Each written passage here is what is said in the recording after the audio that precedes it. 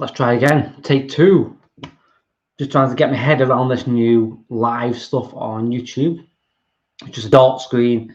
Don't know what's going on, so just going to see how we can get some comments on the screen over here. I'll get some interaction going on. If not, we'll have to use third-party software to go live on YouTube in the future. So just have a look around. But yeah, if anyone's got any questions, any comments, just do comment wherever your comment box may be. Anything you want to ask. Where I started off, a bit about me, floor plans, how I work with numbers, how you find investors, whatever. So let's do a bit of introduction really then, because I know it takes time for people to come on board. So myself, I started off in 2009, because that's one of the biggest questions you always get asked. You get asked the question of, when did you start in property? And for me, it's a strange question, because you just need to understand what that question means to you as well.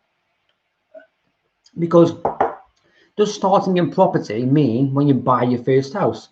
Is that an investment property or is that your own house? So for me, I bought my own house in 2009. That may not be investment property. When did I buy my first buy-to-let? In 2012. Was that when I first started? I bought my second buy-to-let in 2014 and I became full-time in March 2016. So for me, when you started was when you probably got your first investment. When you became serious was when you bought your second one, because now, same as if you start a brand new, let's say you are a footballer and you go and play, or you go and sort of do a bit of swimming for the first time. You're starting off, right? You're testing the water, you're testing this hobby of yours. And once it gets serious, you become full-time. So for me, probably starting seriously in investing is when you get your second buy-to-let, because you bought one, you understand the model to a degree, you like tenants, or at least you've outsourced all of that. So for me, started off in 2014 when I got my second buy-to-let, and in March 16, I became full-time. And what I did from there, I basically went into trying to buy my own properties. As you know, you work hard, save a deposit, you buy one. You work hard, save a deposit, you buy number two, etc., etc.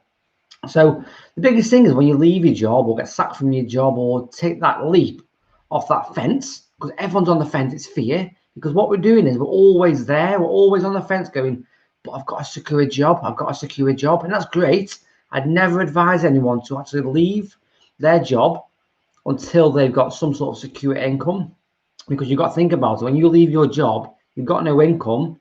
The banks, until you get established, you're going to be asking, how are you going to afford pay for the mortgage if your tenants don't? So never ever just leave your job unless you've got something to back you up, either a large cash pot to get you going. You've actually spoke to the banks, spoke to the brokers, make sure you can keep, if you want a momentum invest, you buy one, you buy two, you buy three. So going forward, so that's what I did. I've done, we're now in July 2020, and I've done just over 70 projects. 99% of them are for clients. So I was born and bred here in Stoke. So I source, renovate, and let. I created my own letting agency. What I didn't want to do was set up a franchise because it was so restricted. And that's what I don't like about franchise. You tend to, most times, you make a decision and then to go all the way up to the top of the board to come back down to make a decision. And by that time, the times have already changed. And that's what I don't like. So I did my own letting agency. So I sourced, and I still do. I do renovations, can be extensions, can be loft conversions, can be commercial conversions. So I source, I renovate and convert, and I've also got a letting agency. And as I said, I've done just over 70 projects now.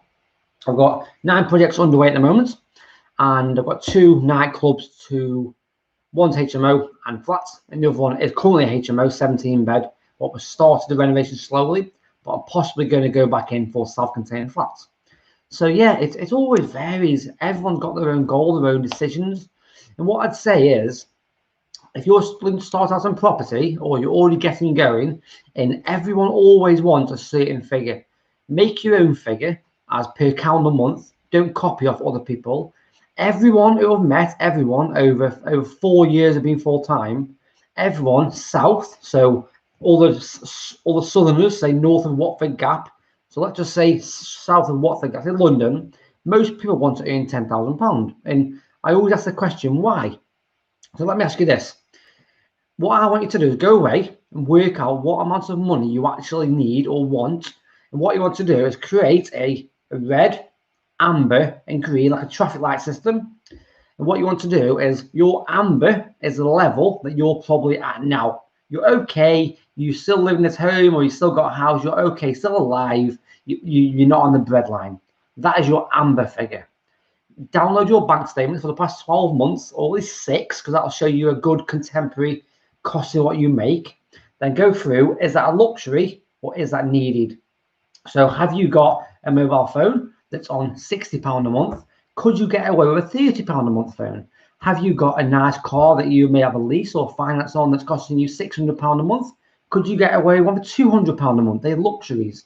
Have you got Sky, Virgin, all the other people that's costing you £100 a month? Could you knock that down to £50 a month? And literally go, okay, actually, you might say that I'm currently earning £3,000 a month. That's my amber level. Find out your red level, so your danger level, your breadline. You still got a house, you still got to pay for your mortgage, your gas, all your services need to be paid for.